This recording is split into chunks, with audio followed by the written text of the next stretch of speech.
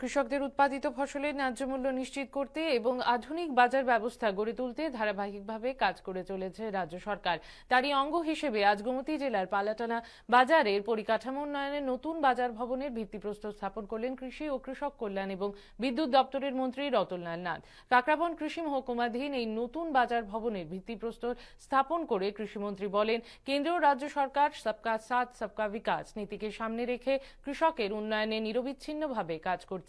আধুনিক বাজার পরিকাঠামো, কৃষিপণ্য সংরক্ষণ এবং সহজ বাজারজাতকরণের মাধ্যমে কৃষকদের আয় বৃদ্ধি করাই সরকারের অন্যতম লক্ষ্য বলেও তিনি উল্লেখ করেন। অনুষ্ঠানে গোমতী জেলা পরিষদের সভাধিপতি দেবল দেবরায়, বিধায়ক অভিষেক দেবরায়, বিধায়ক জিতেন্দ্র মজুমদার, কৃষি দপ্তরের অধিকর্তা ডক্টর ফণীভূষণ জমাতিয়া সহ অন্যান্য বিশিষ্ট ব্যক্তিরা উপস্থিত ছিলেন।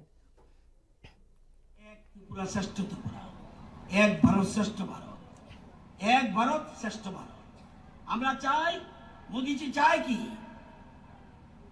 এক ত্রিপুরা, এক পরিবার, এক ভবিষ্যৎ। এক ভারত, এক পরিবার, এক ভবিষ্যৎ, অর্থাৎ সবার ভবিষ্যৎ একরকম হোক। এখানে এই বাজার করতে গিয়ে পালাটানা যে জায়গাটা করব, যার টাকা কত খরচ করছে হবে 4,60,00,000। খুব সুন্দর বাজার হবে। আমাদের গঙ্গাছড়া এবার প্রস্তাবিত হয়েছে, এখানে একটা মার্কেট দেওয়া হবে। তারপর আমাদের হুড়িজোলাতে একটা আগামী কিছুদিন পর সেটা আমাদের প্রস্তাবিত আছে।